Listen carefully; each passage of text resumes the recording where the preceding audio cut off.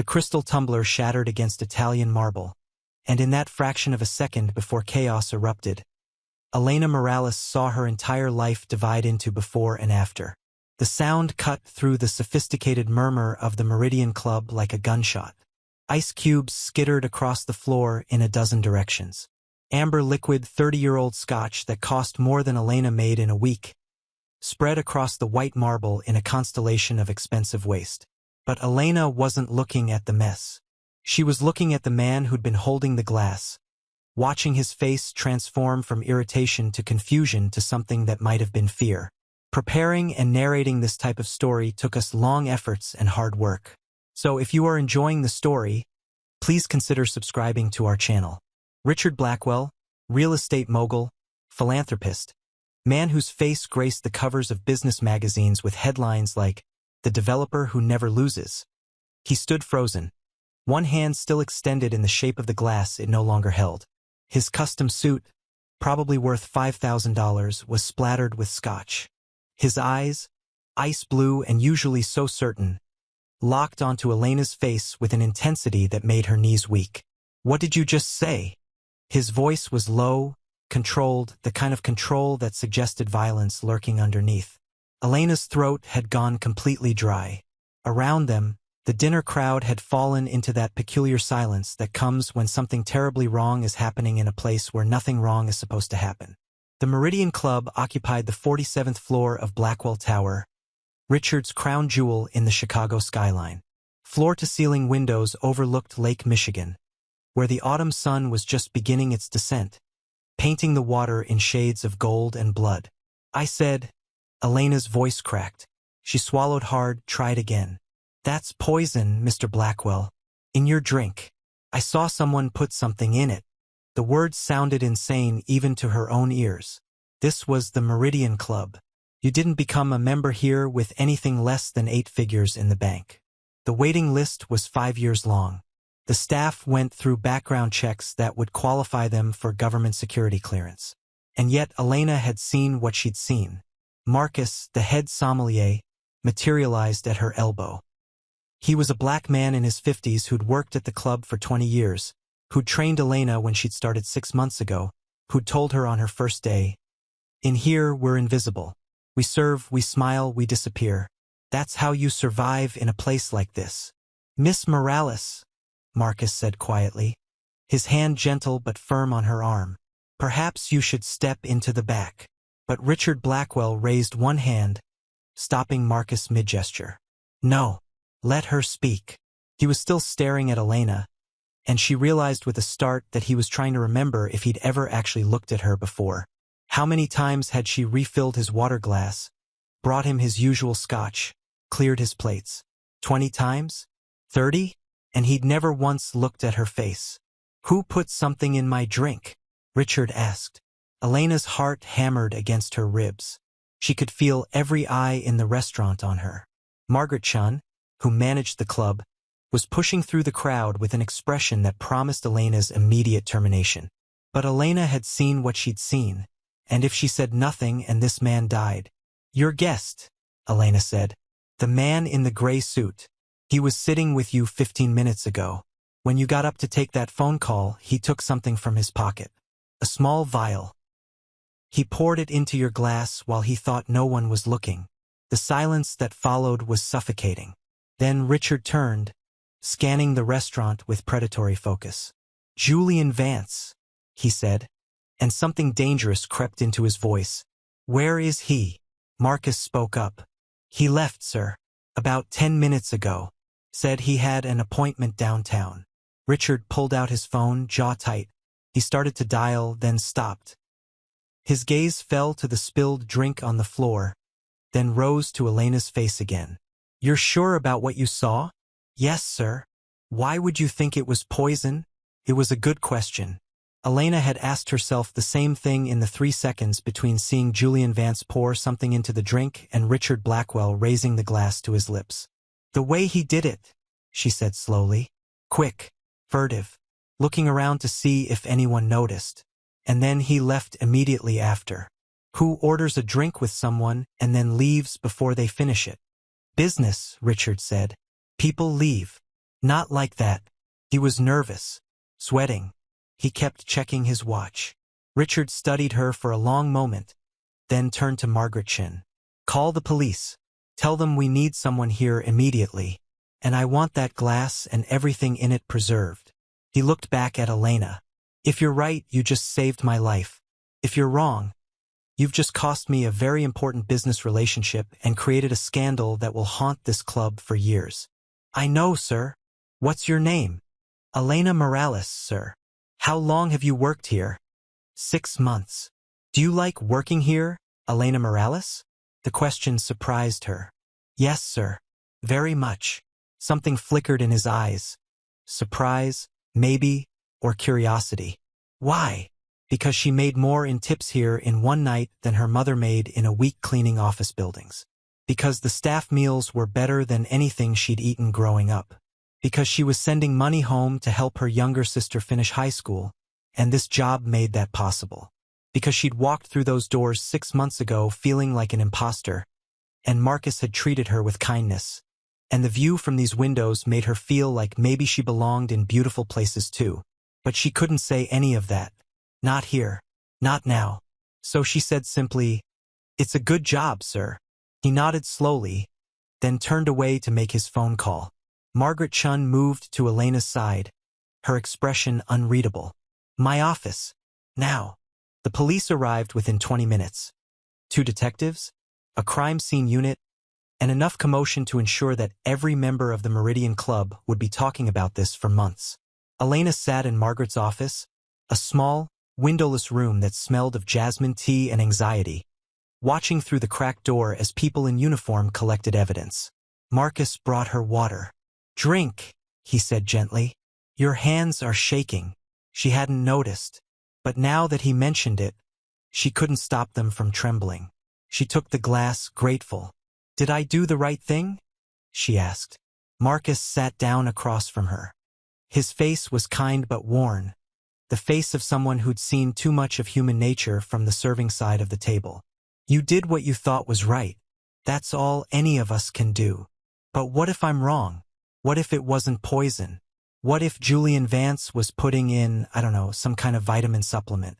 What if Richard Blackwell asked him to add something and I just didn't hear about it? Then you'll apologize and life will go on. I'll be fired. Marcus didn't deny it. Maybe, probably, but you'll be alive, and your conscience will be clear, and that's worth more than you think. Through the doorway, Elena could see Richard Blackwell talking to one of the detectives. Even from a distance, even in a situation that should have rattled him, he carried himself with absolute authority. He was tall, maybe 6'2", with dark hair silvering at the temples and the kind of face that had probably been handsome 20 years ago and was now settling into something harder, more angular. He looked like what he was. A man who owned buildings, controlled destinies, moved through the world expecting it to rearrange itself for his convenience. Elena had grown up in Pilsen, a neighborhood on Chicago's southwest side where men like Richard Blackwell were abstractions, names in newspapers, faces on billboards advertising luxury condos that displaced families like hers.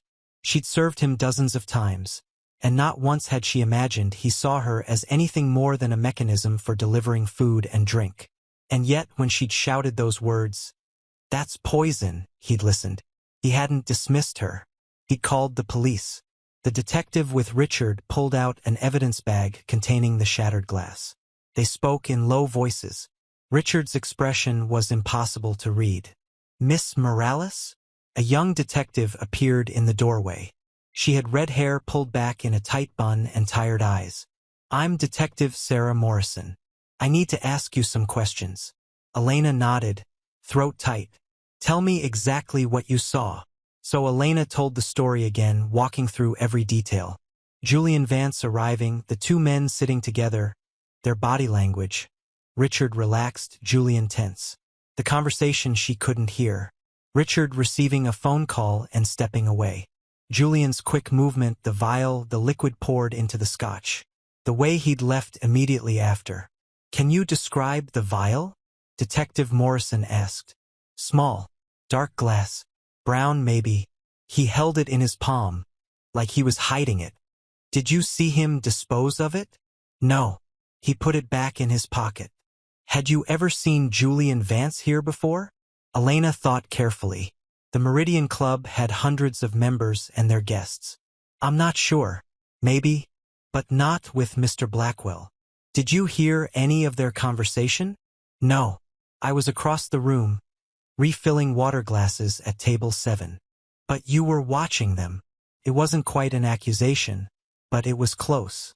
Elena felt heat rise to her face. I watch all the tables. That's my job. Making sure people have what they need. Detective Morrison wrote something in her notebook. Mr. Blackwell says you've worked here for 6 months. Have you ever had any interaction with him beyond standard service? No. Any complaints filed against you? Disciplinary actions? No. Any reason you might want to harm Mr. Blackwell or damage his reputation? The question hit like a slap. No. I just saw something wrong and said something. Isn't that what you're supposed to do? Detective Morrison's expression softened slightly. Yes, it is. I'm sorry. I have to ask these questions. If what you saw was real, you did the right thing. But if someone did try to poison Mr. Blackwell, this is now a very serious investigation, and we need to understand everyone's motivations. I don't have any motivation except not wanting to watch someone die. Okay, that's good. Detective Morrison stood. We'll need you to stay available for follow-up questions. Don't leave the city without checking with us first. After the detective left, Elena sat alone in Margaret's office for what felt like hours but was probably only 30 minutes. Through the door, she could hear the restaurant slowly returning to normal operations. The crime scene unit left. The detectives left. Members were assured that everything was under control, that their safety was paramount, that the Meridian Club maintained the highest standards. Finally, Margaret Chin entered and closed the door behind her. Margaret was in her 50s, elegant, impeccably dressed, with the kind of composed authority that came from managing entitled millionaires for 20 years. She sat down behind her desk and folded her hands. The police are taking the glass to a lab for analysis, she said. We should have results within 48 hours. Elena nodded. If there was poison in that glass, you're a hero. The club will issue a statement praising your vigilance. Richard Blackwell will probably write you a generous check. You'll be the talk of Chicago service industry for weeks. And if there wasn't? Margaret's expression didn't change. Then you'll have created a significant problem. Julian Vance is a respected investment banker. Accusing him of attempted murder in front of 50 witnesses in one of the most exclusive clubs in the city, that has consequences. He could sue you for defamation. He could sue the club. Members could lose confidence in our discretion. You understand? Yes. Why did you do it, Elena? Why not just come to me or Marcus quietly? Because there hadn't been time. Because Richard Blackwell's hand was already raising the glass to his lips. Because sometimes you don't get to think, you just have to act. I thought he was going to die, Elena said simply. Margaret regarded her for a long moment. Okay, go home. Take tomorrow off. We'll call you when we know more. Elena stood on unsteady legs. Am I fired? Not yet. But Elena, whatever happens, be prepared for your life to change. You've inserted yourself into something much bigger than you understand. Men like Richard Blackwell, men like Julian Vance, they operate in a world with rules you and I don't know. You've just made yourself visible in that world. That can be dangerous. Elena took the red line home, squeezed between a sleeping businessman and a teenage girl with headphones. The L rattled through the October evening, and Elena watched the city slide past. Neighborhoods changing from gleaming downtown towers to older brick buildings to the 3 flats and bungalows of her childhood. Her phone buzzed. A text from her mother. Did you eat? There's rice in the fridge. Elena smiled despite everything. Her mother's solution to every problem was food. Elena had moved out 8 months ago, finally able to afford her own tiny studio in Logan Square. But her mother still treated her like she was 12 years old and liable to starve without supervision. Another text, this one from her younger sister Sophia. Channel 7 just said something happened at Blackwell Tower. Was that your restaurant? Are you okay? News traveled fast. Elena typed back, "I'm fine. Just a weird night. Tell you later." She got off at Western Avenue and walked the 4 blocks to her building, a shabby 3-story with a liquor store on the ground floor. Her studio was on the 2nd floor, facing the alley. 1 room with a kitchenette alcove, a bathroom the size of a closet, and a Murphy bed that she never bothered to fold up anymore. But it was hers. She'd painted the walls a warm yellow. She'd hung curtains. She'd bought a small bookshelf at a thrift store and filled it with cookbooks she couldn't quite afford but loved anyway. Elena changed into sweatpants and made herself tea, then sat by the window watching the alley cats fight over something near the dumpster. Her hands had finally stopped shaking. Had she really seen poison? Or had her imagination, fueled by too many true crime documentaries and her natural suspicion of wealthy men, created a drama where none existed? Julian Vance's furtive movement could have been anything. The vial could have contained medicine, supplements, a concentrated flavor enhancer for all she knew. But the way he'd left, quickly, nervously, checking his watch, that part felt real. That part felt wrong. Elena's phone rang. Unknown number. She almost didn't answer, but something made her pick up. "Is this Elena Morales?" A man's voice, smooth and professional. "Yes. My name is David Park. I'm an attorney representing Richard Blackwell. Mr. Blackwell would like to speak with you tomorrow morning, if you're available. He'd like to thank you personally for your actions today." Elena's heart rate kicked up again. "Oh, yes, of course. What time? Would 10 a.m. work? At his office in Blackwell Tower." "Yes, that's fine." "Excellent. Come to the main reception desk.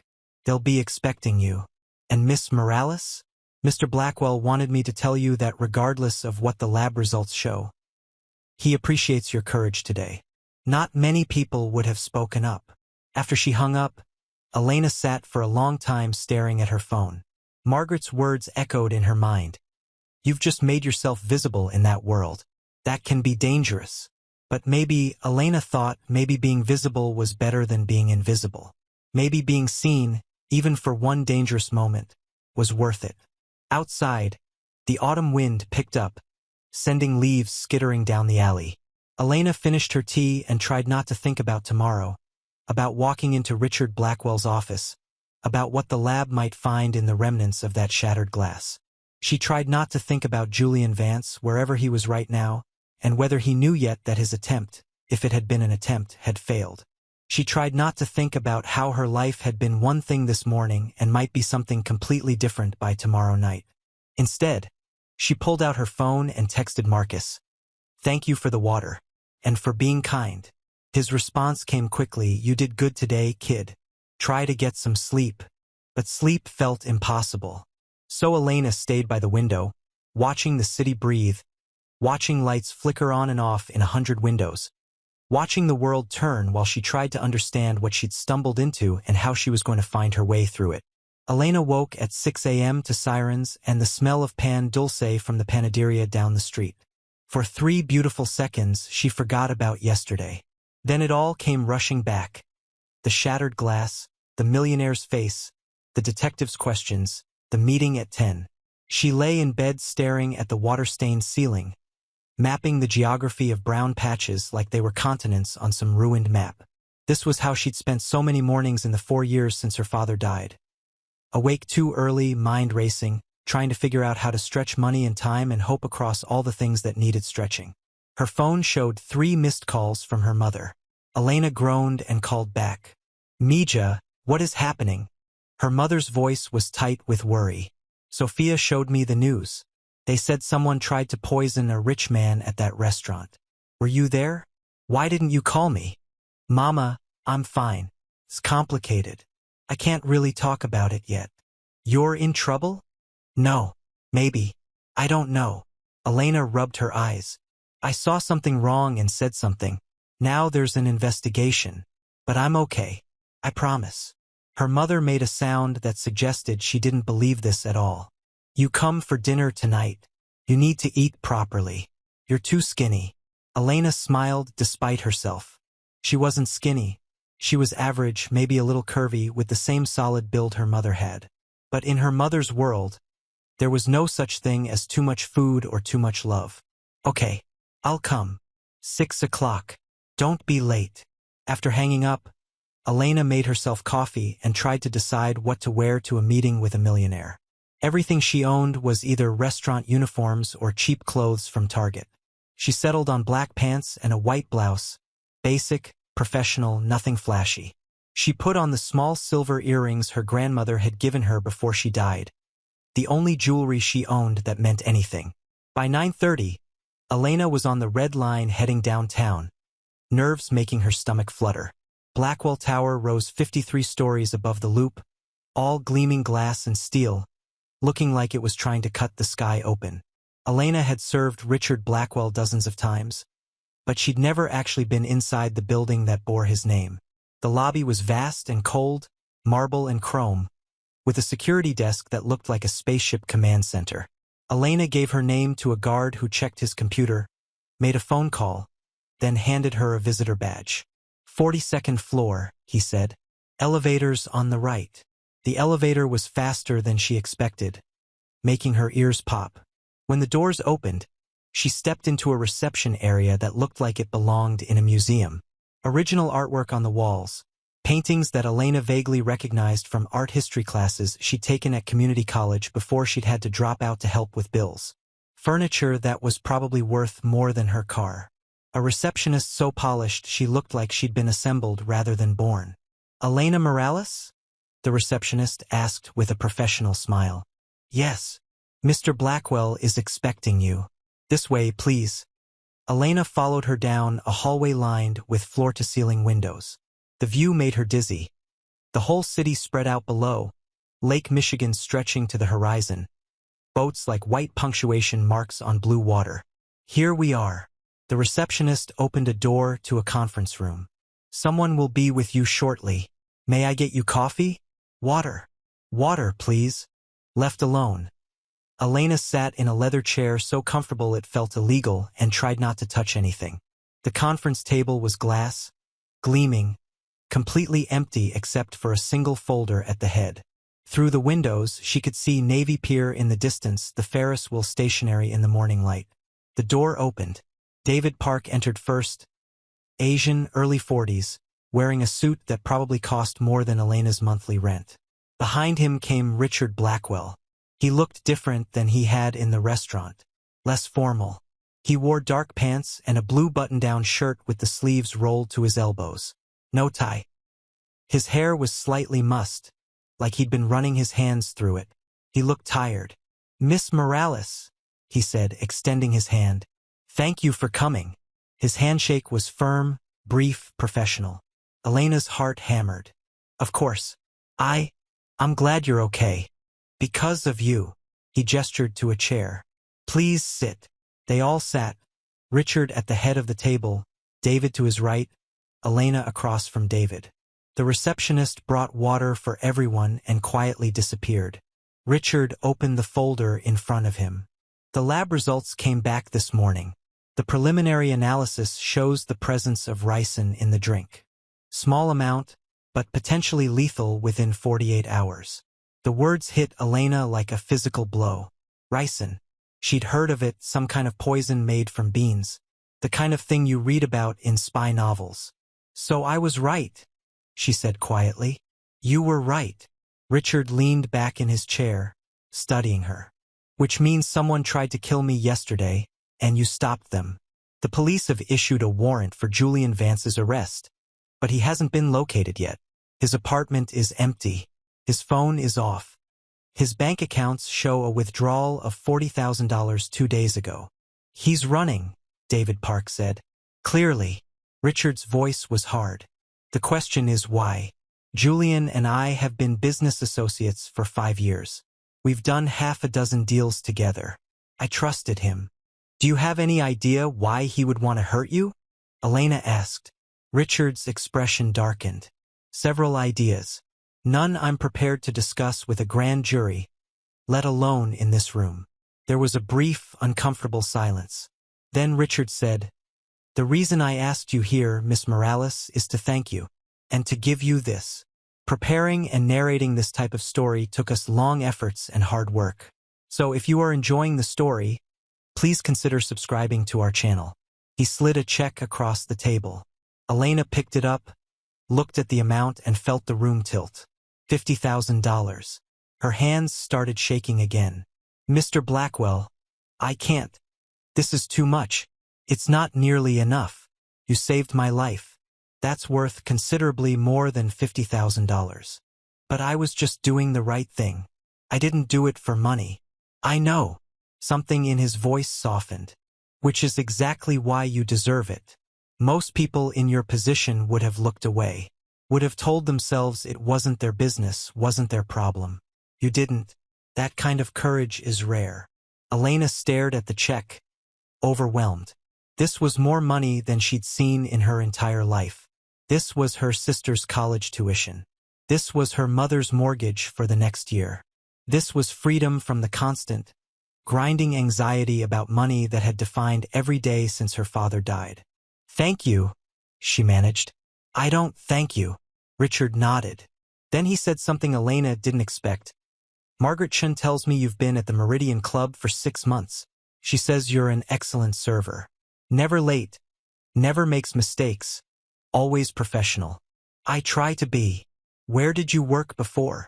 Different restaurants. I was at Lou Malnati's in Bucktown for 2 years. Before that, a diner in Pilsen. Before that, whatever I could find. And before restaurants? Elena hesitated. I was in school. Community college. Business administration. But I had to stop. Why? The question was direct, almost invasive. But there was genuine curiosity in his face, not judgment. My father died, Elena said. Heart attack. He was 52. After that, my mom couldn't keep up with the bills alone. I had a younger sister still in high school. Someone needed to work. Richard absorbed this silently. Then, I'm sorry about your father. Thank you. What would you have done with that business degree if you'd finished? No one had asked Elena that in 4 years. Most people, when they learned she dropped out, gave her pitying looks and changed the subject. I wanted to open a restaurant, she said. Not fancy, just a neighborhood place. Good food, affordable, the kind of spot where families come for birthdays and first dates. My father used to talk about doing that, but he never got the chance. I thought maybe I could do it for him. Why haven't you? Because dreams cost money. And money goes to rent and groceries and keeping the lights on. Richard was quiet for a moment. What if you could finish your degree? Would you want to? Of course. But I can't just stop working. I have bills. What if your bills were covered? Elena frowned. I don't understand. Richard exchanged a glance with David Park, who nodded slightly. Then Richard said, I'd like to make you an offer, Miss Morales. I'd like to pay for you to complete your degree. Full tuition, books, living expenses. In exchange, once you graduate, you come work for Blackwell Development for 2 years. Learning the business, seeing how we operate. After that, if you still want to open your restaurant, I'll help you do it. Investment capital, business planning, whatever you need. Elena's mind went completely blank. She opened her mouth, closed it, tried to process what he'd just said. Why? She finally managed. Because you saved my life. And because I don't believe in wasting talent. You clearly have drive, intelligence, and the kind of practical ethics that can't be taught. Those are valuable. I'd rather invest in someone like you than watch you spend the next 20 years serving drinks to people who don't see you. But you didn't see me either. Not until yesterday. The words came out before Elena could stop them. For a horrible moment, she thought she'd gone too far. But Richard didn't look angry. If anything, he looked uncomfortable, caught. You're right, he said quietly. I didn't, and I should have.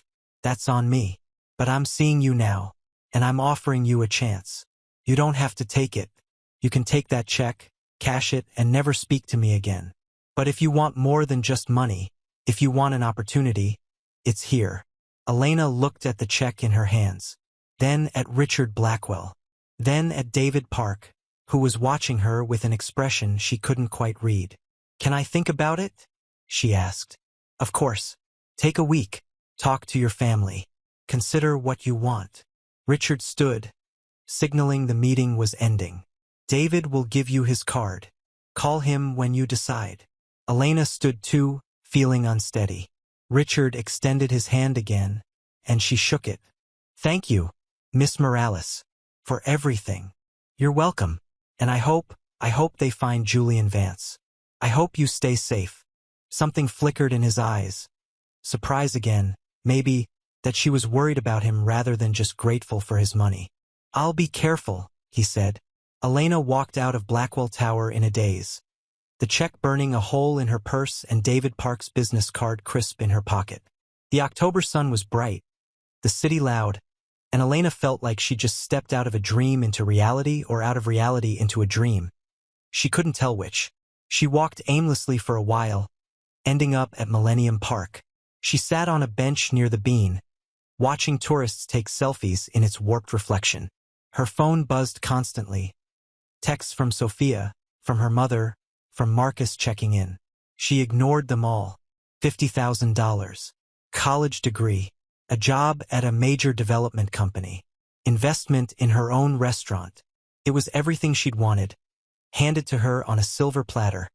And all she'd had to do was shout 2 words. That's poison. But it didn't feel real. It felt like a fairy tale, and Elena had learned a long time ago that fairy tales didn't come true for girls like her. Her phone rang. Marcus. Hey, she said, answering. Hey yourself. You okay? Margaret said you went to meet with Blackwell. Yeah. I'm at Millennium Park. Just thinking. You want company? Yeah. Actually, I do. 20 minutes later, Marcus appeared, carrying 2 cups of coffee from the Starbucks on Michigan Avenue. He sat beside her and handed her one. So? He asked. Elena told him everything, the lab results, the ricin, Julian Vance on the run, the check, the offer. Marcus listened without interrupting, which was one of the things she'd always liked about him. When she finished, he was quiet for a long moment.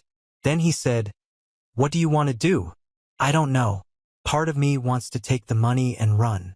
Pay off my mom's mortgage, help Sophia, save the rest. Just be safe. And the other part? The other part thinks maybe this is my only chance. Maybe I'll never get another opportunity like this. Maybe if I say no, I'll regret it for the rest of my life. Those are both good answers, Marcus said. But I think you already know what you're going to do. You're just scared to admit it. Elena looked at him. What makes you say that? Because you're the kind of person who shouts, that's poison, in a room full of rich people. You're the kind of person who risks everything to do the right thing. That's not someone who plays it safe.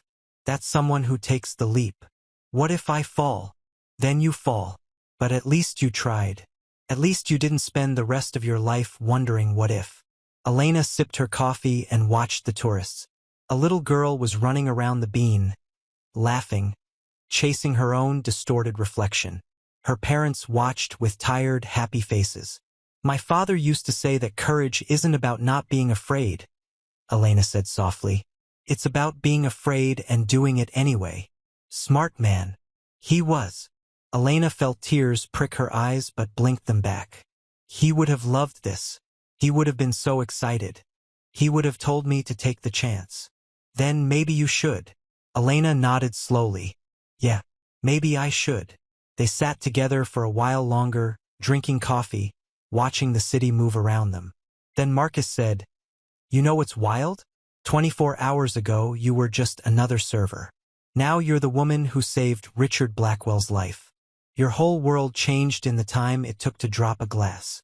You think that's good or bad? I think it's life. Sometimes things change fast.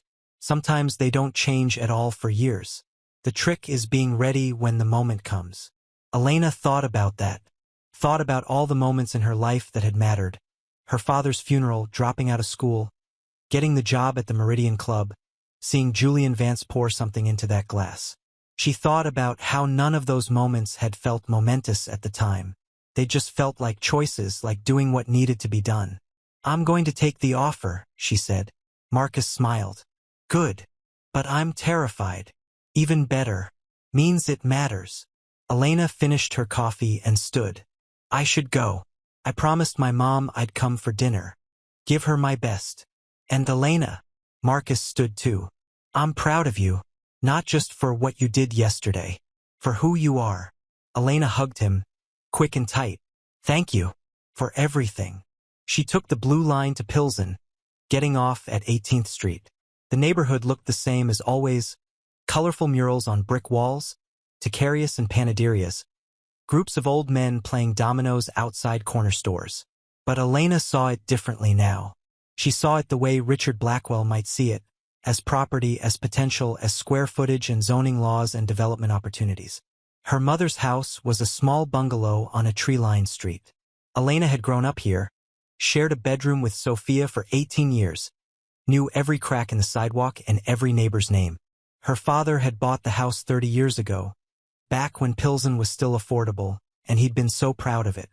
Her mother opened the door before Elena could knock. Carmen Morales was small and round, with graying hair and eyes that never missed anything. Mija, she pulled Elena into a fierce hug. You look terrible. Come in. Sit. I made picadillo. Sophia was already at the kitchen table doing homework. She looked up when Elena entered, her 16-year-old face breaking into a grin. The hero returns. Not a hero, Elena said, sitting down. Just lucky. Luck nothing. You saved a man's life. Sophia closed her textbook. So, what happened today? Did you meet with him? Is he grateful? Did he give you a reward?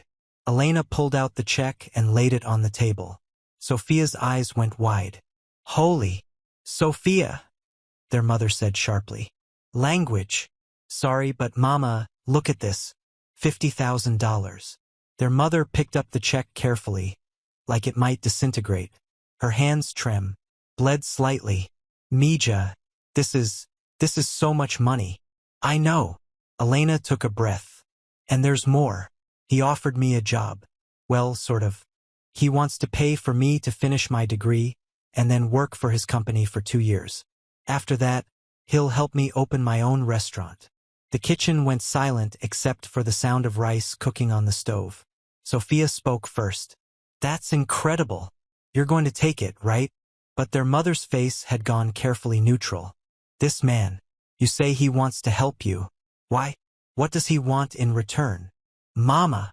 No, Mija. Listen to me.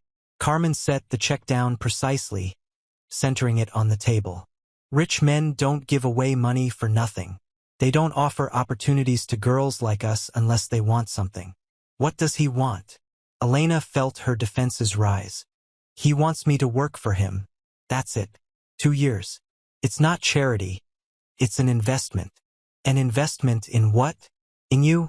Why you? There are thousands of business students, thousands of smart young people. Why does he choose the waitress who saved his life? What happens if you say no? What happens if you take his money and then decide you don't want to work for him? Then I pay him back, I guess. I don't know. We didn't talk about those details. Exactly. Her mother's voice was firm. You don't know. And that's dangerous. This man, he lives in a different world than us. In his world, everything is a transaction. Everything has a price. You think he's being kind, but maybe he's buying something. Maybe he's buying you. That's not fair, Elena said. But the words felt weak even as she said them. Sophia jumped in. Mama, Elena saved his life. He's just being grateful. Not everything is some conspiracy. I didn't say conspiracy. I said be careful. Carmen looked at Elena, and her eyes were soft with worry. Your father, God rest him, he always said we can't trust people who have too much, because they don't understand what it means to have nothing. They don't understand what they're asking when they make their offers. What if this is my chance? Elena asked quietly. What if this is the opportunity Dad always wanted for me? To go back to school, to learn something real, to build something. What if I say no and spend the rest of my life wondering? Her mother sighed. She reached across the table and took Elena's hand. Then you do it. But you do it with your eyes open. You don't trust him completely. You don't forget who you are or where you come from. And if it starts to feel wrong, if he asks for something you're not willing to give, you walk away. You hear me? I hear you. And that money. Carmen tapped the check. You put most of it in savings. You don't spend it all at once. You don't tell people you have it. Money like this, it changes things. It changes how people see you, how they treat you. It can change who you are if you're not careful. I'll be careful. Promise me. I promise. Carmen stood and went to the stove, stirring the picadillo with sharp, efficient movements. Sophia caught Elena's eye and mouthed, "She's just worried." Elena knew. Her mother had raised 2 daughters alone after their father died, working 2 jobs, stretching every dollar, fighting to keep them in a decent school district. She'd learned to be suspicious of good fortune because good fortune, in her experience, usually came with strings attached. But maybe this time was different. Maybe this time the strings were visible, spelled out, work for 2 years in exchange for education and opportunity. Maybe that was fair. Over dinner, they talked about other things. Sophia's upcoming algebra test. The neighbor's daughter who was getting married. The new bakery opening on 18th Street. Normal things. Comfortable things. But Elena could feel her mother's worry hovering over the table like smoke. After dinner, Elena helped wash dishes while Sophia finished homework. Her mother worked in silence for a while, then said, "When do you start?" "This school. I have to call his lawyer next week. Tell him I'm accepting. Then we'll figure out the details." "You'll still work at the restaurant?" "I don't know. Maybe part-time. I need to pay my own rent at least. Keep some independence." Her mother nodded approvingly. "Good. You keep your own money, your own place. Don't become dependent on his generosity." They finished the dishes, and Elena was preparing to leave when her mother said, "There's something else I want to say." "Okay. I'm proud of you. What you did yesterday, shouting out like that, risking your job, maybe making enemies, that took courage. Your father would have been proud too. But courage doesn't mean you can't also be smart. Be brave and be careful. Those 2 things can exist together." Elena hugged her mother tight. "I will be. I promise."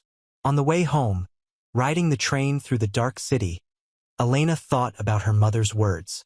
Be brave and be careful. It sounded simple, but Elena was beginning to understand how complicated it might be. She thought about Richard Blackwell, the way he'd looked at her in that conference room, really looked at her like she was a person worth seeing. But also the way he'd admitted he'd never noticed her before. How many times had she refilled his water, brought him bread, cleared his plates? How many times had she been invisible to him? And now she was visible. Now she mattered. But why? Because she'd been useful? Because she'd saved his life? What happened when she was no longer useful? What happened if she disappointed him? Stop it, she told herself. You're borrowing trouble.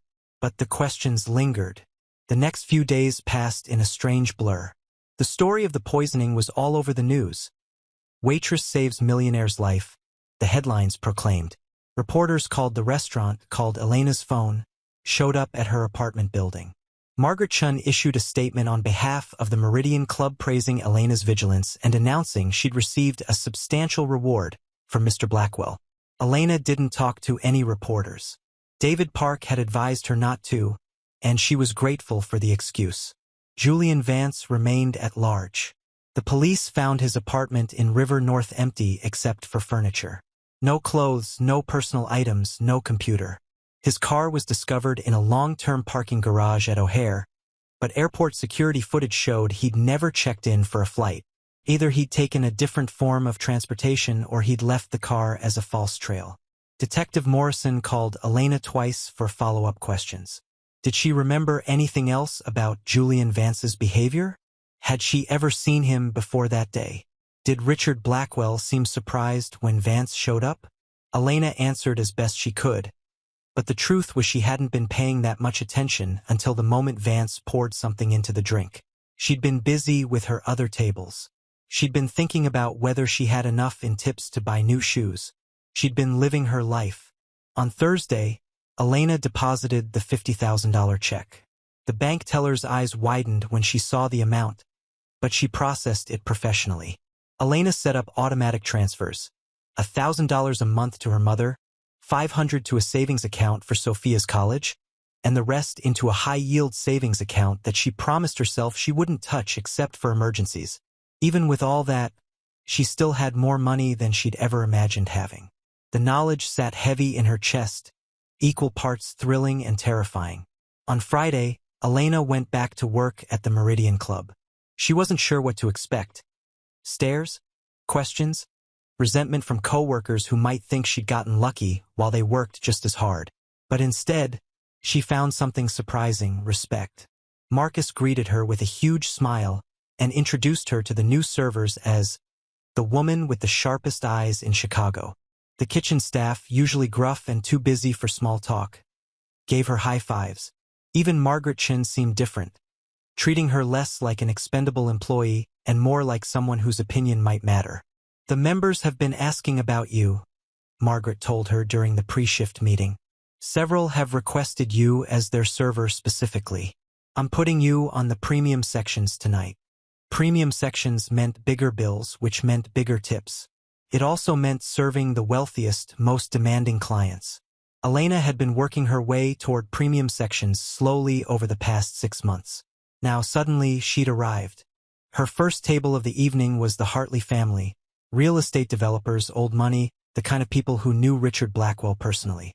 Mrs. Hartley, a woman in her 60s with perfect silver hair and diamonds that could pay Elena's rent for a year, greeted her warmly. "You're the young woman who saved Richard, aren't you?" "Yes, ma'am." "How absolutely extraordinary. We heard all about it from Richard himself. He's quite impressed with you." Elena felt her face heat. "I just did what anyone should do." "But most people wouldn't have, dear. Most people would have looked away. That's the difference between courage and cowardice. Acting even when it costs you something." Mr. Hartley, a portly man with kind eyes, added, "Richard told us he's offered you a position after you complete your studies. That's quite an opportunity." "Yes, sir. I'm very grateful." "Don't be too grateful," Mrs. Hartley said with a knowing smile. "Richard doesn't make offers like that out of sentiment. He's a businessman. He sees value in you. Make sure you see value in yourself, too. Don't sell yourself short." The advice caught Elena off guard. She'd expected wealthy people to be dismissive or condescending, but Mrs. Hartley was looking at her with something that seemed almost like respect. The rest of the shift passed smoothly. Elena moved through her tables with practiced efficiency, and the tips were extraordinary. Several people left 50 or even 100%. By the end of the night, she'd made more in tips than she usually made in a week. Marcus found her as she was counting out her share for the back of house. "Good night. Incredible night. I don't understand why everyone's being so nice. You're a story now. A good story. In a world where most news is depressing, you're the waitress who saved a life. People like that, they want to be part of it, even if it's just by leaving you a big tip. It feels weird, like I'm being rewarded for something that should just be normal human decency." Marcus laughed softly. "Welcome to the world of the wealthy, kid. Normal human decency is so rare it's worth rewarding." After work, Elena took the train home and found Sophia waiting outside her apartment building. "What are you doing here?" Elena asked, surprised. "Does Mama know you're here?" "I told her I was studying at Maria's house." Sophia grinned. "I wanted to talk to you without her hovering." They went upstairs, and Elena made tea while Sophia sprawled on the Murphy bed. "So," Sophia said, "are you really going to do it? Take the job?" "Yeah, I think so. I'm calling the lawyer Monday." "That's so cool. You're going to be like a real businesswoman, in an office, with a salary, after I finish school. And it's only for 2 years. Still, it's more than most people in our family ever got." Sophia's expression turned serious. "Do you think it's weird that he's doing all this?" "Weird how?" "I don't know. Like, is he doing it because he's grateful? Or because he feels guilty? Or because he wants something from you?" Elena sat down at the small table. "Mama's been talking to you. She's worried, and she's not wrong. I looked him up, Richard Blackwell. He's worth like $800 million. He owns half of downtown. He's been divorced twice. And there are all these articles about how he's ruthless in business. How he buys buildings and evicts tenants to build luxury condos." "Sophia, I'm not saying don't do it. I'm just saying be careful. People that rich, they don't think like us. They don't have to. The rules don't apply to them the same way. I know that. But what am I supposed to do? Turn down the opportunity of a lifetime because he's rich and powerful? Stay invisible forever because that's safer? Sophia was quiet for a moment. Then she said, "Do you like him?" The question surprised Elena. Like him? I barely know him. But do you? Like, is he nice? Is he a good person? Elena thought about the meeting in the conference room. The way Richard had looked tired, almost vulnerable. The way he'd admitted he should have seen her before. The way he'd listened when she talked about her dreams. I think he's complicated, Elena said finally. I think he can be generous and ruthless at the same time. I think he lives in a world so different from ours that I can't even imagine it. But do I think he's trying to hurt me or use me? No. I think he genuinely wants to help. And maybe he gets something out of it too. A good story, a grateful employee, I don't know. But I don't think that makes his offer less real. Sophia nodded slowly. Okay, then I think you should do it. But promise me something. What? Promise me you won't forget who you are. Promise me you won't become one of them. Someone who stops seeing other people, who stops caring. Promise me you'll stay Elena. Elena felt tears prick her eyes. I promise. They talked for another hour about school, about boys Sophia liked, about whether they should tell their extended family about the money or keep it secret. Eventually, Elena walked Sophia to the train station and made sure she got on safely. Back in her apartment, Elena sat by the window and looked out at the city. Somewhere out there, Richard Blackwell was in his home, probably some penthouse with views even better than the ones from his office. Somewhere out there, Julian Vance was hiding, running, wondering if he'd ever be caught. And here Elena was, caught in the middle of something she still didn't fully understand. She thought about what Mrs. Hartley had said, "Don't sell yourself short," and what Sophia had said, "Don't forget who you are," and what her mother had said, "Be brave and be careful." All good advice, all a little contradictory, all necessary. Elena pulled out her phone and drafted an email to David Park. I've made my decision. I'd like to accept Mr. Blackwell's offer. When can we meet to discuss the details? She read it 3 times before hitting send. The response came within 10 minutes. Excellent news. How about Tuesday at 2 p.m.? Same location as before. We'll have a contract ready for your review. Elena typed back. That works. Thank you. Then she sat for a long time, watching the city lights flicker, feeling like she was standing at the edge of a cliff about to jump. She thought about her father, who'd died before he could open his dream restaurant, who'd worked construction for 30 years and never complained, who'd told her once that the difference between people who make it and people who don't isn't talent or luck. It's being ready when opportunity knocks. I'm ready, Dad. Elena whispered to the empty room. I think I'm ready. 6 months later, Elena stood in her cap and gown, degree finally in hand. Her mother cried. Sophia cheered. And in the back of the auditorium, Richard Blackwell watched with something like pride. She started at Blackwell Development the following Monday. The work was challenging: contract reviews, market analysis, tenant relations. But Elena brought something no MBA could teach. She understood the people being displaced by luxury developments. She knew what it meant to lose your neighborhood to rising rents. Richard noticed. In meetings, he started asking her opinion. They began having coffee to discuss projects. Slowly, carefully, they became something like friends. When Julian Vance was finally arrested in Montreal 3 months later, the truth emerged. Richard had beaten him to a major investment deal years ago. Vance had lost everything and wanted revenge. Simple, bitter, human. At the trial, Elena testified. Vance got 15 years. 2 years passed quickly. Elena's contract ended, but she didn't leave. Richard made her director of community development, creating affordable housing initiatives alongside the luxury projects. It wasn't perfect, but it was progress. On an autumn evening much like the one where it all began, Richard found Elena reviewing restaurant plans at her desk. Still want to do it? He asked. Open your own place? Elena looked at the blueprints, then at him. Someday. But maybe there's more than one way to honor my father's dream. Maybe I can do more good here. Richard smiled. A real smile, rare and genuine. Your father would be proud of who you've become. I hope so, Elena said. She didn't add what she was thinking. That courage wasn't just one moment of shouting, "That's poison." It was every choice after, every day of showing up, every decision to stay visible, stay true, stay Elena. That was the real story. Preparing and narrating this type of story took us long efforts and hard work. So if you are enjoying the story, please consider subscribing to our channel.